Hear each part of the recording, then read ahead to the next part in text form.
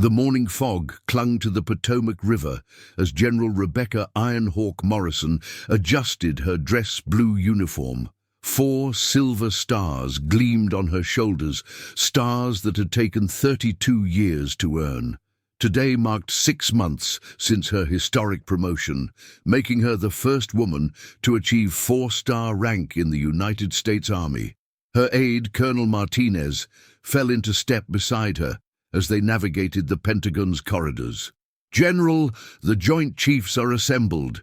Secretary Brennan arrived 20 minutes ago, and General Patterson will be presenting the operational overview."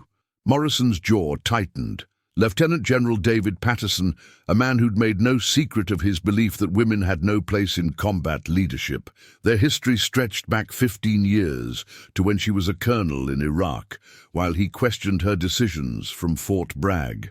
"Any word on this emergency session?" Morrison asked. "Classified beyond my clearance. But chatter suggests the South China Sea. 3 carrier groups repositioned in 48 hours. They reached the secure briefing room, a windowless chamber deep within the Pentagon's core. Morrison paused at the heavy door, knowing that decisions made here could affect millions of lives. The Marine Guards snapped to attention. "General Morrison, they're ready." She entered, and the effect was immediate. Every person in the room, generals, admirals, the Secretary of Defense, senior staff, rose as one. The room fell silent except for ventilation hums and distant Washington traffic. Morrison surveyed the faces. Secretary of Defense James Brennan, a former Marine, Admiral Catherine Walsh, Chief of Naval Operations, General Patterson, his expression neutral but eyes betraying skepticism, and a dozen other senior officers. "Would please be seated," Morrison said, taking her chair directly across from Patterson. Secretary Brennan wasted no time. "We have a situation requiring immediate attention.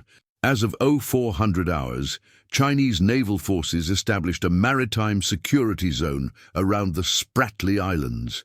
They've deployed submarine nets, anti-aircraft batteries, and 2 carrier groups providing overwatch." A wall display showed satellite imagery of disputed waters. Red markers indicated Chinese positions. Blue showed American and Allied forces. "Intelligence suggests this isn't temporary," Brennan continued. "They're building permanent installations. If we don't respond decisively, we'll cede control of critical shipping lanes." Admiral Walsh leaned forward. "Mr. Secretary, our Pacific Fleet is stretched. The Roosevelt Group is exercising with Japan. Reagan's in port for maintenance. Which is why," Patterson interjected, his Texas drawl evident, "we need caution. One miscalculation means war with a nuclear power." Morrison studied intelligence reports on her tablet. The data showed careful Chinese planning, months in the making, not impulsive territory grabbing. "General Morrison," Brennan said, "your assessment. If we deploy ground forces to reinforce regional allies, what are our requirements?" The room's attention focused on her with laser intensity. Morrison set down her tablet, looking directly at Patterson. "Mr. Secretary, deploying ground forces assumes amphibious assault or defensive positioning, but these satellite images show a different problem." She gestured to the display. "The Chinese aren't just claiming territory, they're creating facts that will be extremely difficult to reverse without significant military action." Patterson's eyebrows rose. "Are you suggesting we accept this territorial grab?" Morrison's gaze never wavered. "I'm suggesting our response needs to be overwhelming or diplomatic. Half measures encourage further aggression while putting forces at unnecessary risk." The temperature seemed to drop. Admiral Walsh cleared her throat diplomatically. "General Morrison raises important escalation management points." "Escalation management," Patterson repeated with condescension. "The Chinese understand strength. They've been testing our resolve for months. If we don't push back hard—" "General Patterson," Morrison's voice cut through his words. "In Iraq, I learned the difference between looking strong and being effective. The Chinese have spent 2 years watching our responses. They know exactly how we'll react to conventional pressure." Secretary Brennan held up a hand.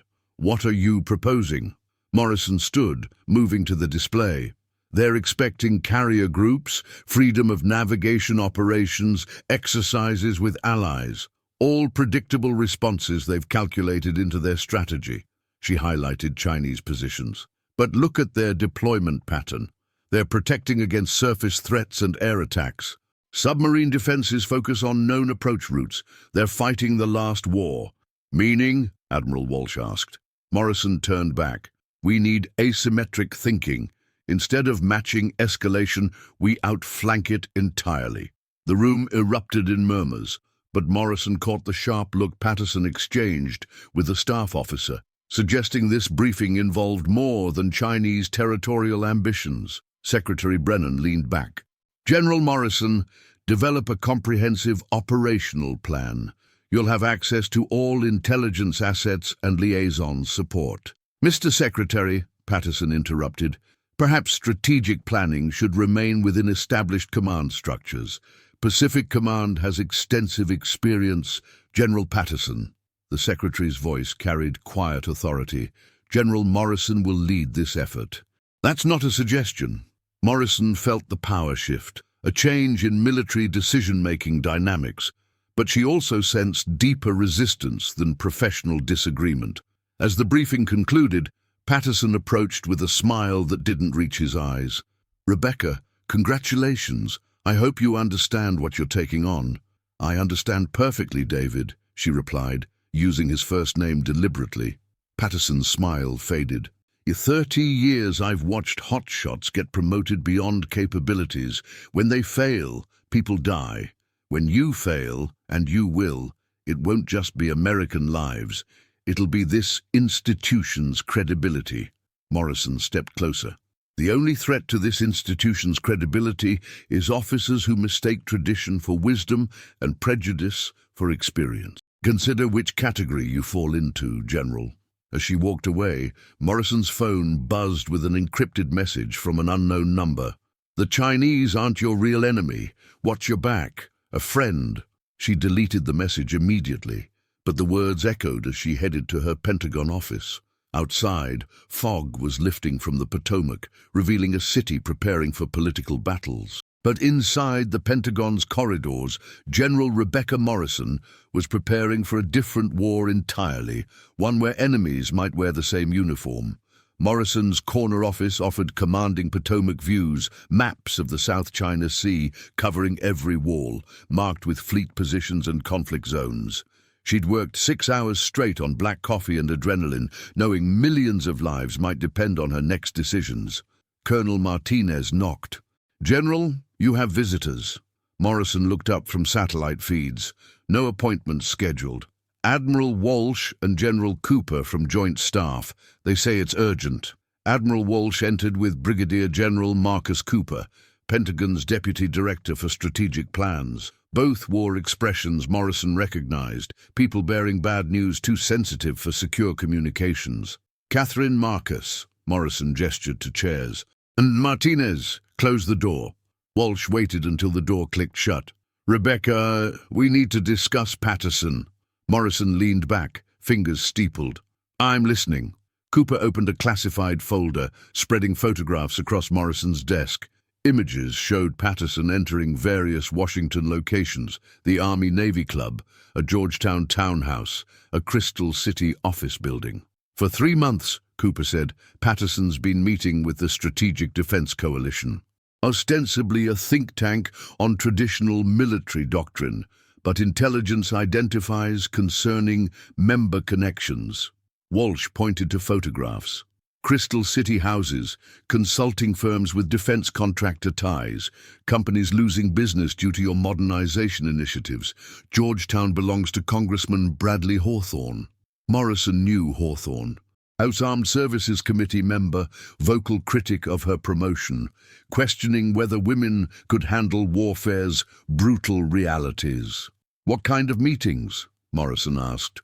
"Our coalition source says they're not just discussing policy, they're actively planning to undermine your operational authority," Cooper replied.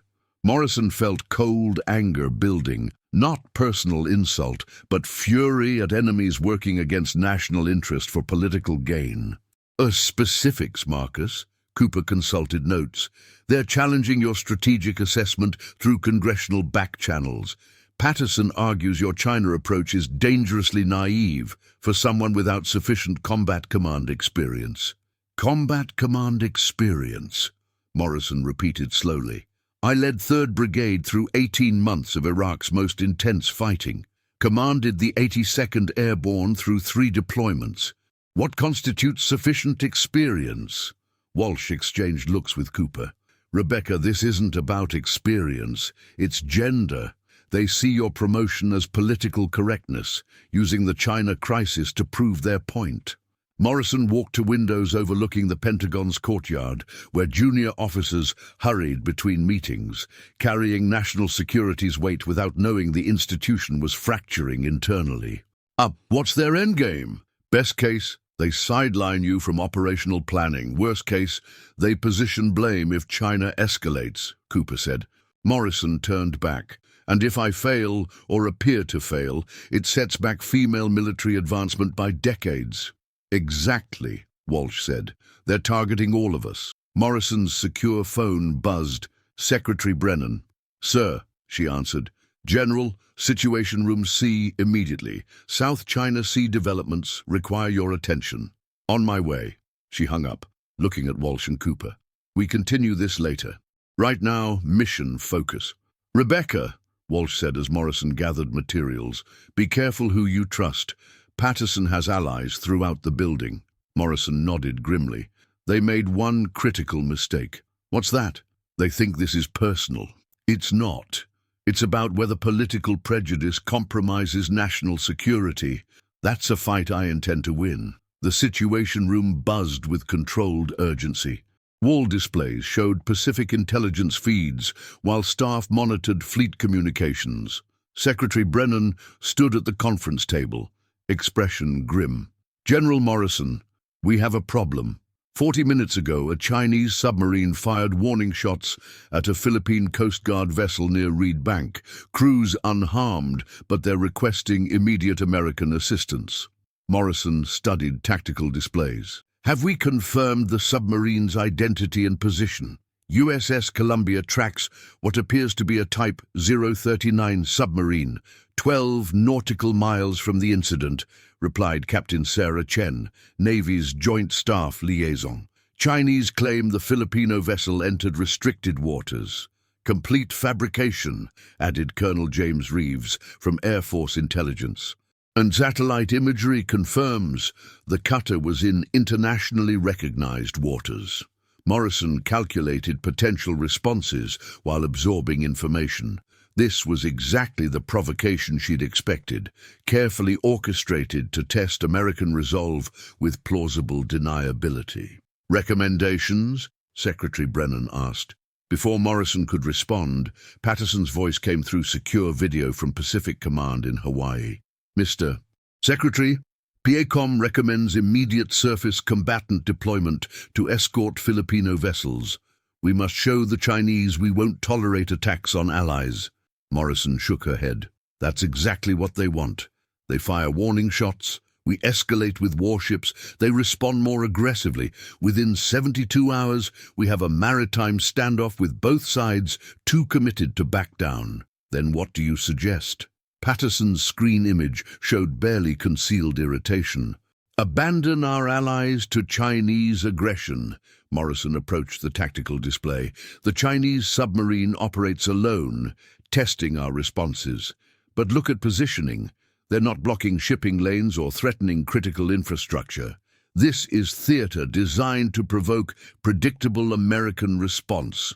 Secretary Brennan frowned. Go on. Instead of matching escalation, we demonstrate capability without provocation.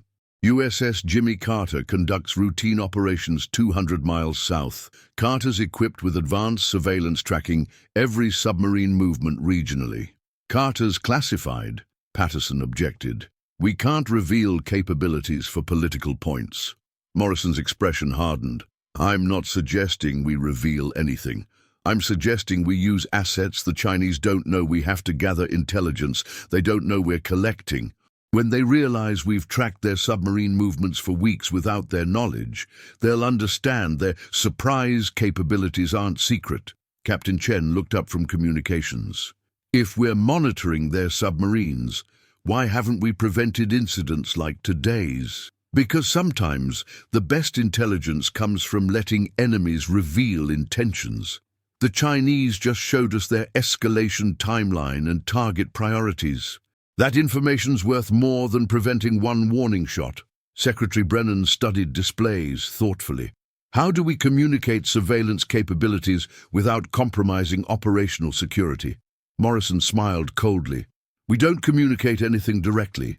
We ensure Chinese naval intelligence receives detailed movement reports for every submarine they've deployed monthly. No explanations, no threats, just information demonstrating we know more than they think. The room fell silent as implications became clear. Patterson's voice carried grudging respect. That's actually quite clever. It's strategic, Morrison replied. We avoid escalation while demonstrating superior intelligence. Chinese save face because we haven't publicly humiliated them, but they understand the message. We see everything. Secretary Brennan nodded slowly. Implement your recommendation. Coordinate with NSA and CIA to ensure the intelligence package reaches Chinese naval intelligence through appropriate channels. As the briefing concluded, Morrison caught Patterson's expression, professional admiration mixed with personal resentment, confirming her suspicions about challenges ahead. But leaving the situation room, Morrison's secure phone displayed another anonymous message. Patterson's meeting coalition leadership tonight. Roosevelt Hotel, private dining room. Watch yourself. She deleted the message, but made a mental note for Martinez to trace the number. Anonymous allies could be more dangerous than known enemies. Outside, Washington evening settled into suburban commuter rhythms. But inside the Pentagon's secure corridors, General Rebecca Morrison prepared for a battle determining not just her future, but American military leadership itself. The secure Pentagon conference room had electromagnetic shielding, making electronic surveillance impossible. At 2200 hours, Morrison sat across from CIA Deputy Director Elena Vasquez and NSA Operations Chief Robert Kim, surrounded by classified folders, painting a disturbing betrayal picture at American military command's highest levels. The intelligence package reached Beijing 12 hours ago, Vasquez reported, exhaustion evident from managing crises across 3 continents. Chinese submarine deployments began shifting within 6 hours. They know we've been watching. Kim consulted his tablet, displaying Chinese military communication intercepts. They're not sure how much we know. Submarine commanders request new patrol routes. Beijing scrambles to assess their entire Pacific Fleet security. Morrison nodded with grim satisfaction. Good. Uncertainty's more valuable than fear. They can adapt to fear, but uncertainty forces second-guessing every decision. There's something else, Vasquez said, opening another folder. Udum, while you executed your submarine strategy, Patterson was busy with his own intelligence operation. Photographs spread across the table showed Patterson entering the Roosevelt Hotel through service entrance, accompanied by 3 men Morrison recognized: Congressman Hawthorne, defense contractor William Marsh, and retired General Thomas Bradley, former Joint Chiefs member who'd opposed her promotion. We placed audio surveillance in the adjoining room, Kim said. What we recorded is concerning. He activated a digital player. Patterson's voice filled the room, accompanied by crystal glasses clinking and muted conversation. Morrison's submarine gambit was clever, I'll give her that. But cleverness isn't strategic thinking. She's reactive, not proactive. When the Chinese escalate again, and they will, she'll fall back on technical solutions instead of demonstrated strength. Congressman Hawthorne's voice was aggressive. The point isn't whether her strategies work short-term. The point is whether we can afford military decisions made by someone who's never commanded troops in real war. Morrison paused the recording. Never commanded troops in real war? I led a brigade through Fallujah and Ramadi, commanded the 82nd Airborne through multiple Afghanistan deployments. What qualifies as real war? Vasquez's expression was carefully neutral. I think you know the answer. Morrison restarted the recording. Retired General Bradley's voice was deadly serious. The institutional damage is done. Having a woman in 4-star command sends wrong messages to allies and enemies. Traditional military cultures, including most critical partnerships, don't respect female authority in combat. Patterson's response was measured. Tom's right about institutional issues, but the immediate problem is operational. Morrison's China approach creates dangerous precedents. She prioritizes intelligence gathering over force projection. That's not how deterrence works. The recording continued 20 more minutes, outlining systematic campaigns to undermine Morrison's authority through congressional pressure, media leaks, and strategic insubordination. The final exchange was chilling. Hawthorne, if she succeeds in de-escalating China, she becomes politically untouchable. We need her to fail, and that failure must be visible and consequential. Patterson, understood. I'll ensure her next operational recommendation puts American forces at unnecessary risk. When soldiers die because of her decisions, political fallout will end this experiment permanently. Morrison sat silently for several minutes after the recording ended. The betrayal was complete. Senior military officers actively sabotaging American national security for personal and political agendas. We have enough evidence for formal charges, Kim said quietly. And conspiracy, oath violation, potentially sedition depending on prosecutor aggressiveness. Morrison shook her head. Criminal charges create media circuses damaging the entire military establishment. The Chinese would love watching American military leadership tear itself apart in public hearings. Vasquez leaned forward. So, what's your plan? Morrison walked to the room's whiteboard, picking up a marker. Patterson and his allies assume I'm fighting their kind of war. They think this is about personal advancement and institutional politics. She began sketching command relationships and information flows. But they're wrong. This isn't about my career or their prejudices. This is about whether American military leadership can adapt to 21st century threats or whether personal biases compromise national security. Kim studied the diagram. You're planning direct confrontation. Not exactly. I'm planning to let them create their own confrontation, then ensure consequences fall on the right people. Morrison capped the marker. Patterson wants me to fail visibly and consequentially. I'm going to give him exactly what he wants. At dawn, Morrison stood on the Pentagon's river entrance steps, watching sunrise over Washington while mentally preparing for her career's most important briefing. In 3 hours, she would present her comprehensive China strategy to the Joint Chiefs, Secretary of Defense, and secure video link to the President. Colonel Martinez approached with secure communications. General, urgent call from Admiral Walsh. Morrison accepted the device. Catherine. Rebecca, Patterson arrived from Hawaii an hour ago, meeting with Joint Chiefs members since 0500. Whatever you're planning to present, they're preparing countermeasures.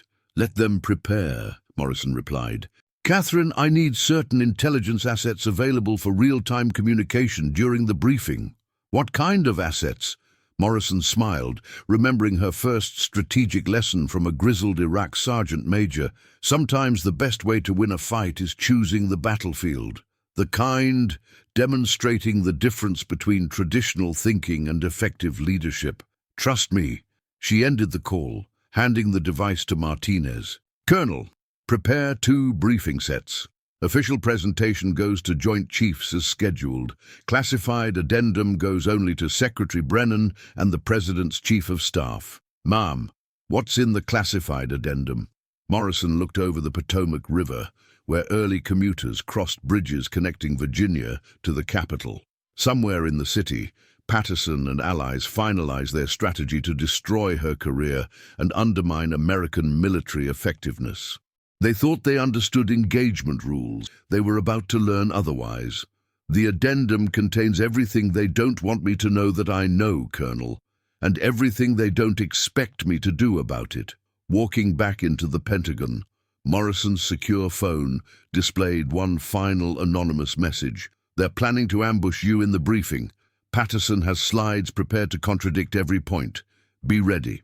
This time, Morrison didn't delete the message. Instead, she forwarded it to a secure number, ensuring the right people understood exactly what was happening in American military power corridors.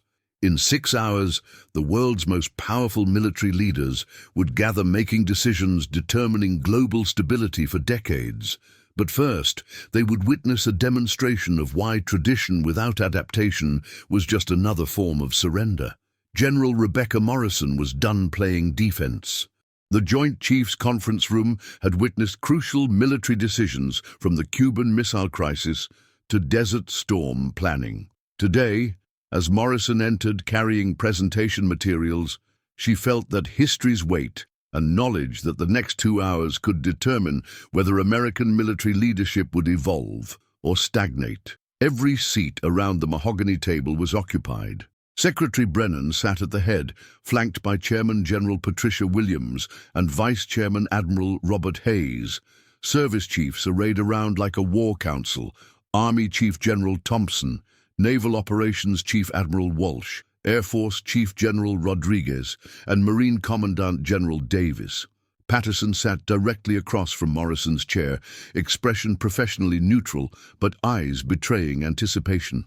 Next to him sat 3 unrecognized staff officers, a clear briefing protocol violation. "General Morrison," Secretary Brennan said, "this presentation will determine our South China Sea strategic response. The President is standing by for immediate implementation of whatever plan we approve." Morrison activated the secure display system. "Thank you, Mr. Secretary. Before operational recommendations, I'll provide an intelligence update informing our strategic thinking." The first slide showed real-time South China Sea satellite imagery, updated minutes before the briefing. Chinese naval positions were marked red, with timestamps showing 72-hour movements. "As you can see," Morrison began, "Chinese forces have been repositioning since we transmitted our intelligence package demonstrating surveillance capabilities. What's significant isn't just movement patterns, but response speed and coordination." Admiral Walsh leaned forward. "What kind of response timeline are we seeing?" "Complete submarine redeployment within 18 hours, Morrison replied.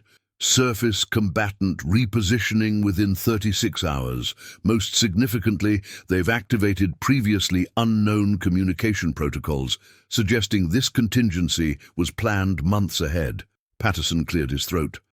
While this intelligence is interesting, I think we need operational reality focus. The Chinese have established de facto territorial control. Intelligence gathering doesn't change that fundamental fact." Morrison had expected this interruption. "You're absolutely right, General Patterson.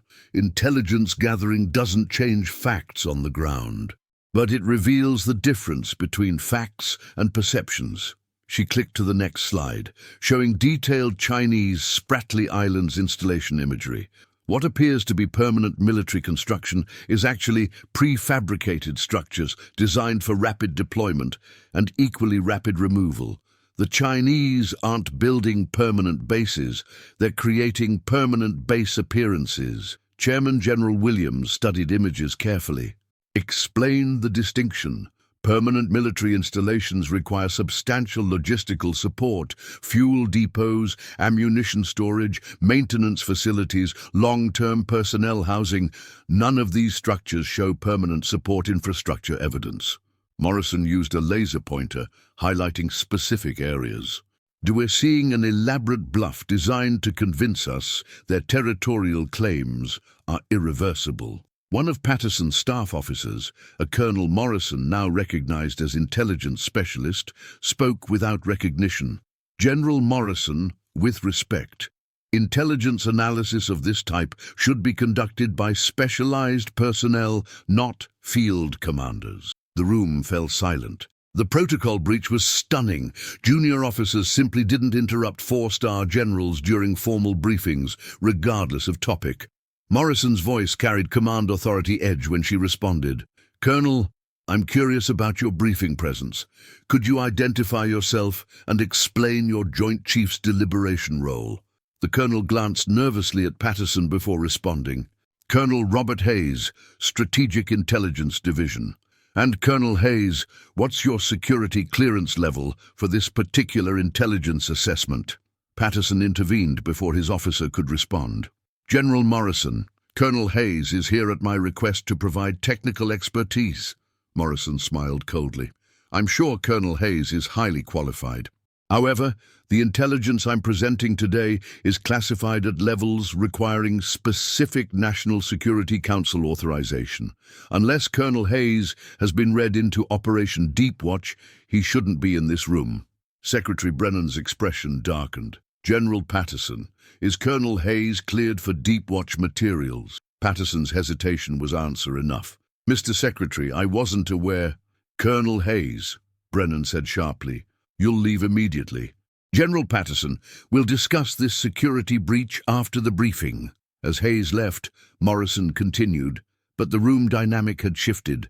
Patterson's credibility took a serious blow, and his supporters looked uncomfortable. The Chinese strategy, Morrison continued, is based on creating irreversible facts, forcing us into binary choices, accept their territorial expansion or risk military confrontation. But their strategy only works if we respond predictably. She clicked to a new slide showing American Pacific Force deployments. Traditional deterrence theory suggests we match their escalation with our own. More ships, troops, visible military strength displays. This approach has three critical flaws. Marine Commandant General Davis was taking notes. What are the flaws? First, it's expensive and unsustainable. We can't maintain carrier battle groups in the South China Sea indefinitely without compromising readiness elsewhere. Second, it's predictable. The Chinese have studied our doctrine for decades. They know exactly how we'll respond to provocations. Third, it plays directly into their strategic objectives.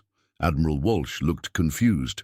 How does deterrence serve Chinese objectives? Morrison's next slide showed a global map with highlighted shipping routes. Because, Admiral, the Chinese don't actually want permanent South China Sea control. They want to demonstrate that American security guarantees to Asian allies are unreliable. When we respond to their provocations with massive military deployments, we're proving their point. That peaceful dispute resolution requires Chinese approval. The next slide showed complex economic relationships, shipping routes, and financial dependencies.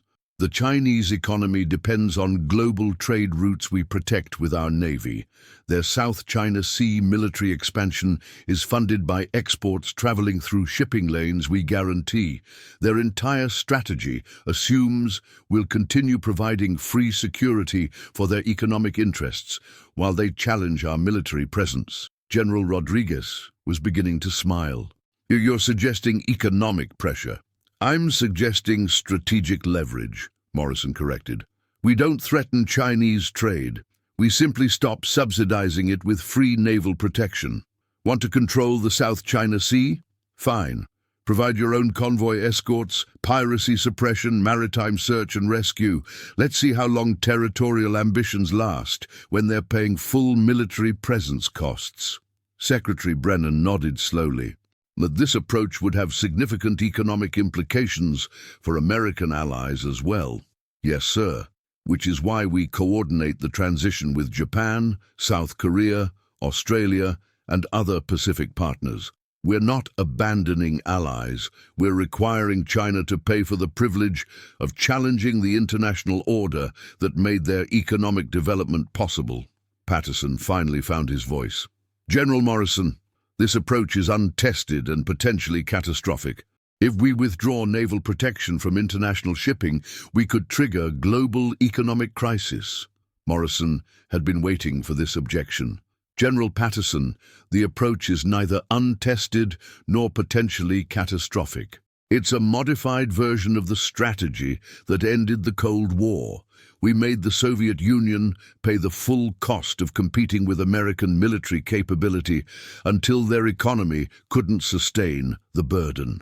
She clicked to her final slide, showing projected Chinese military expenditures under different scenarios. Under current conditions, Chinese military expansion costs them approximately 12% of their defense budget. If they have to independently secure trade routes, that cost rises to 47%. Basic economics suggests they'll choose negotiation over bankruptcy. The room erupted in discussion as implications became clear. Morrison had presented a strategy avoiding military confrontation while imposing unsustainable costs on Chinese territorial ambitions. It was elegant, economical, and, most importantly, it worked with existing American capabilities rather than requiring massive new military investments. General Williams called for order. This is comprehensive strategy requiring careful evaluation. However, I have concerns about implementation timeline and allied coordination. Morrison nodded. Ma'am, I've prepared detailed implementation phases with our Pacific allies.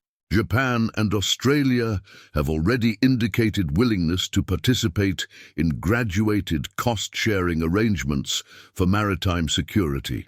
Secretary Brennan closed his briefing folder. General Morrison, this strategy requires presidential approval and congressional consultation. I'll be recommending immediate implementation of preliminary phases while we develop full allied coordination. As the briefing concluded, Morrison felt relief and anticipation. She'd presented a comprehensive alternative to military confrontation, demonstrated superior strategic thinking, and, most importantly, exposed Patterson's attempt to sabotage proceedings. But as officers filed out, Patterson approached with an unreadable expression. Rebecca, that was impressive strategic thinking. I may have underestimated your capabilities. Morrison studied his face carefully. David, I hope that means you'll support implementation through Pacific Command channels. Patterson smiled, but the expression didn't reach his eyes. Of course, though I hope you understand that strategic brilliance doesn't automatically translate to operational success. Implementation will require careful coordination with field commanders who understand Pacific theater realities. As he walked away, Morrison realized Patterson hadn't conceded defeat. He'd simply shifted to a different battlefield. Her strategy's real test wouldn't happen in Washington briefing rooms, but in Pacific waters where Chinese and American forces operated within miles of each other. Her secure phone buzzed with an encrypted number message, "Brilliant presentation." But Patterson's already calling Pacific Fleet contacts. The sabotage is moving from political to operational. Watch yourself. Morrison deleted the message, but also made a decision. Tomorrow she would request immediate deployment to Pacific Command headquarters in Hawaii. If Patterson wanted operational challenge, she would meet it where it mattered most, in direct command of American forces facing Chinese expansion. The briefing room was empty now, except for Morrison and her materials. Through secure windows, she could see the Pentagon's courtyard where junior officers continued daily missions, unaware that American military leadership's future had just been decided in the room above. But as Morrison gathered classified documents, she knew the real decision point was still ahead. Patterson and allies had been outmaneuvered politically, but they still controlled significant operational assets. This conflict's next phase would determine whether superior strategy could overcome institutional resistance. She walked out, knowing her career and possibly American Pacific strategic interests would be decided in the next 72 hours. The C-17 transport descended through Pacific turbulence toward Joint Base Pearl Harbor-Hickam as Morrison reviewed classified Washington communications. 48 hours had passed since her Pentagon briefing, and Chinese leadership response had been swift and telling. Immediate diplomatic overtures through back channels, suggesting her economic pressure strategy had struck precisely the intended nerve. Colonel Martinez sat across from her in the aircraft's Spartan passenger compartment, monitoring Pacific Command secure communications. General, Admiral Thompson's staff has prepared comprehensive briefings on current Chinese naval positions. They're requesting immediate consultation on implementing your strategic framework. Morrison nodded, but focused on different communications. Intelligence reports indicating Patterson had indeed been working to undermine operational coordination with Pacific Fleet commanders. The evidence was subtle but clear. Delayed strategic directive transmissions, modified intelligence assessments, and carefully worded recommendations that would effectively sabotage her economic pressure strategy implementation. What's the status of our anonymous intelligence source? Martinez consulted his secure tablet. NSA traced the messages to a mobile device registered to a Pacific Command intelligence officer. Colonel Sarah Chen. She was the Navy liaison during your Situation Room briefing. Morrison remembered Chen's sharp questions and professional demeanor. An intelligence officer with access to both Pentagon communications and Pacific Command operations would be perfectly positioned to monitor Patterson's sabotage efforts. Has Colonel Chen requested protective measures? No, ma'am. But she has requested a private meeting immediately upon your Pacific Command arrival. The aircraft touched down at Pearl Harbor as sunset cast long shadows across the naval base, where American military power projected across thousands of Pacific miles. Morrison could see massive gray destroyer, cruiser, and support vessel shapes, the instruments through which her strategy would either succeed or fail. Admiral Catherine Thompson, Pacific Fleet Commander, met Morrison at the aircraft with security detail and an expression mixing professional respect with visible concern. Thompson was a 3-carrier deployment veteran who'd commanded Pacific Fleet for 18 months, long enough to understand both South China Sea strategic importance and Washington decision-making political complexities. General Morrison, welcome to Pacific Command. We have a lot to discuss. Driving through the base toward Command Center, Thompson outlined the operational situation with military precision. Chinese naval activity has increased significantly since your intelligence package reached Beijing. They're rotating submarine patrols every 12 hours instead of 48, and they've repositioned surface combatants, creating overlapping coverage zones. Defensive posturing, Morrison observed. They're not sure what we know or what we're planning, so they're maximizing coverage while minimizing predictable patterns. Exactly, but here's the problem.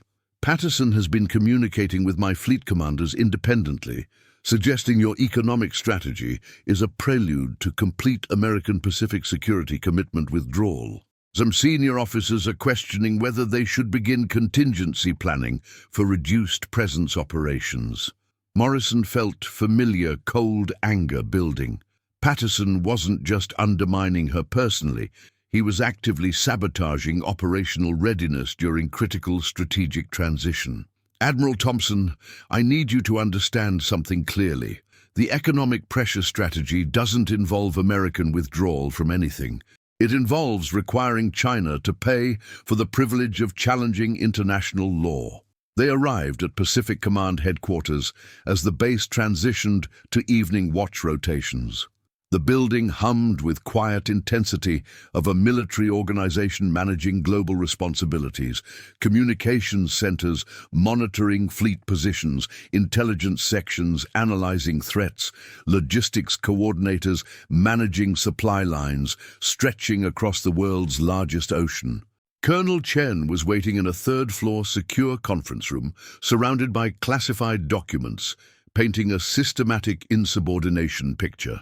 She stood when Morrison entered, expression professional, but eyes betraying the stress of someone carrying dangerous knowledge. General Morrison, thank you for agreeing to meet. What I'm about to show you represents a clear operational security threat and potentially danger to American Pacific Theater Service members.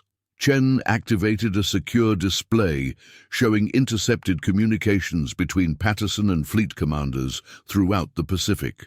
The messages were carefully worded to avoid direct insubordination, but their cumulative effect was unmistakable.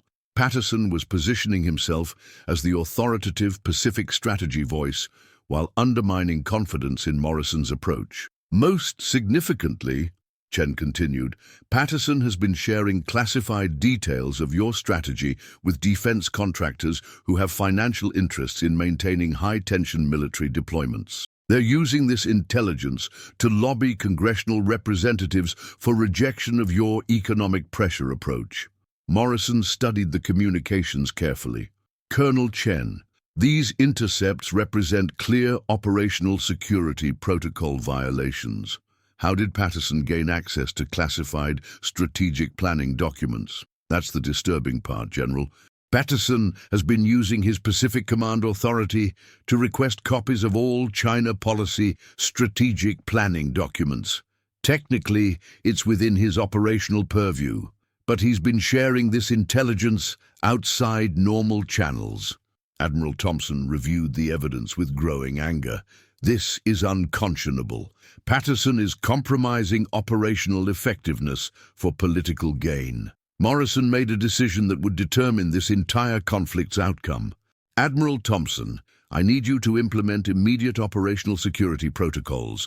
All China policy strategic communications are now restricted to designated personnel only. Patterson's access to real-time strategic planning is suspended pending security review. Thompson nodded grimly. General Morrison, you understand Patterson will likely challenge this decision through normal command channels. Let him challenge it. By the time his challenge works through the system, we'll have implemented enough of the economic pressure strategy that reversal becomes politically impossible. Chen consulted her notes. General Morrison, there's something else. Our intelligence assets have detected unusual communication patterns between Chinese naval commanders and Beijing. They're requesting guidance on responding to what they're calling American economic warfare tactics. Morrison smiled for the first time since arriving in Hawaii.